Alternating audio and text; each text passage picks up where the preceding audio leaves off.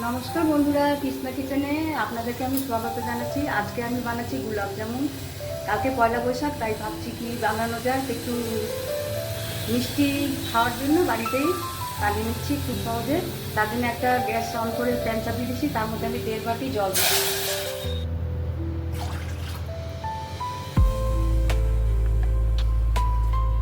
জলটা একটু ফুটে উঠলে এর মধ্যে আমি ওই বাটিরই 1.5 বাটি আমি চিনি দিয়ে দেবো।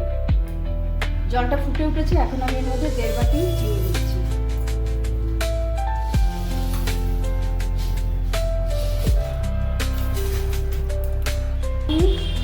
দুটো এলাচ দিয়ে দিচ্ছি।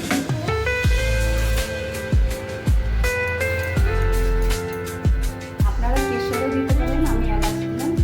একটা প্যান চাপিয়ে এর মধ্যে আমি 1 চামচ আমি ঘি দিচ্ছি। ঘি দিয়ে বানালে মিষ্টির টেস্ট ভালো হয়, তার জন্য আমি ঘি দিয়ে একটু ওই বাটিরই 1 বাটি আমি সুজি দিয়ে দিলাম।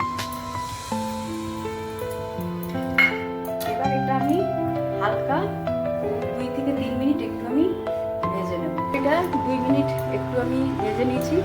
এবার এর মধ্যে আমি একটু আমুলটার গুঁড়ো দুধ দিচ্ছি।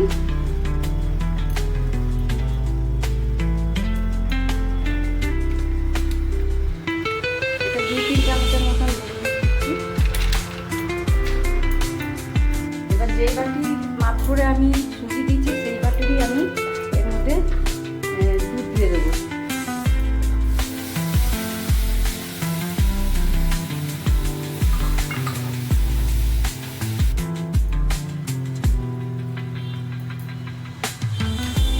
এবার এটা যখন সুজি একটা ডো তৈরি হবে, তখন এটা আমি নামিয়ে নেব।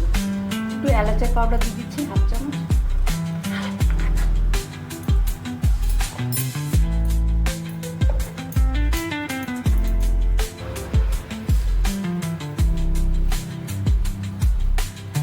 এবার এর মধ্যে আমি 2 চিমটি আমি বেকিং সোডা দিয়ে দিলাম।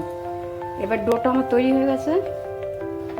এবার একটা প্লেটে আমি এটা নামিয়ে ঠান্ডা করছি, তারপরে আমি গোলাপ জামুনগুলো তৈরি করব।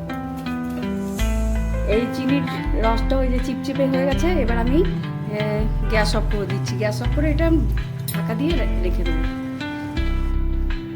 এবার আমি হাতে অল্প ঘি নিয়ে ডোটা ভালো করে একটু মেখে নিচ্ছি।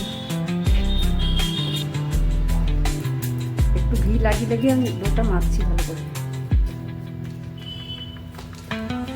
ঘি দিয়ে দিয়ে মসৃণ একটা ডো তৈরি করে নিয়েছি। এবার এর থেকে আমি চামচ দিয়ে একটু কেটে কেটে একই সাইজে গোল গোল করে গোলাপ জামুনগুলো বানিয়ে নিচ্ছি। এর মধ্যে আমি একটা করে এলাচের দানা দিয়ে দিচ্ছি, 1-2 করে এলাচের দানা দিয়ে দিচ্ছি। এবার আমি কড়াইয়ে ঘি দিয়ে দিচ্ছি। ঘি দিলে মিষ্টির স্বাদ ভালো হয়, তাই আমি ঘি দিয়ে বানাচ্ছি। আপনারা রিফাইন্ড অয়েল দিয়েও বানাতে পারেন।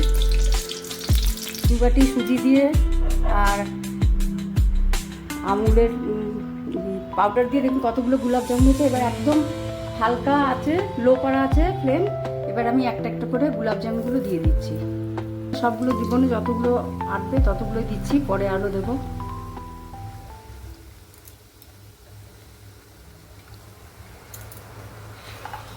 দুই মিনিট পরে দেখুন একটুখানি শাঁসি দিয়ে ধরে এটা এরকম একটু ঘুরিয়ে দিচ্ছি। ফ্লেমটা লোতেই থাকবে। এবার আরও 2 মিনিট পর আমি চামচ দিয়ে একটু একটু এগুলো উল্টে দিচ্ছি। দেখুন এইরকমই কালার হবে। গোলাপ জামুনগুলো আমার ভাজা হয়ে গেছে, আমি একটা প্লেটে উঠিয়ে রাখছি।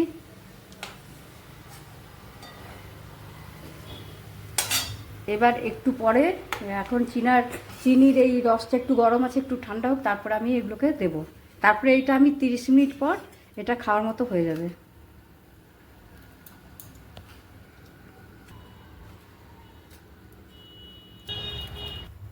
এ দেখুন বন্ধুরা, আমি সব গোলাপ জামুনগুলো দিয়ে দিচ্ছি। রসটা একটু ঠান্ডা হয়ে গেছিলো, তারপরে দিলাম। আর এগুলো এবার 30 মিনিট পর এগুলো খাওয়ার জন্য রেডি হয়ে যাবে। এখন আমি এটা ঢেকে রেখে দিচ্ছি। আপনারা এরকমই গোলাপ জামুন বানাবেন এবং খাবেন, আর আমাকে বেশি বেশি করে লাইক শেয়ার আর সাবস্ক্রাইব করবেন। আজকের মতো এখানেই আসছি, নমস্কার।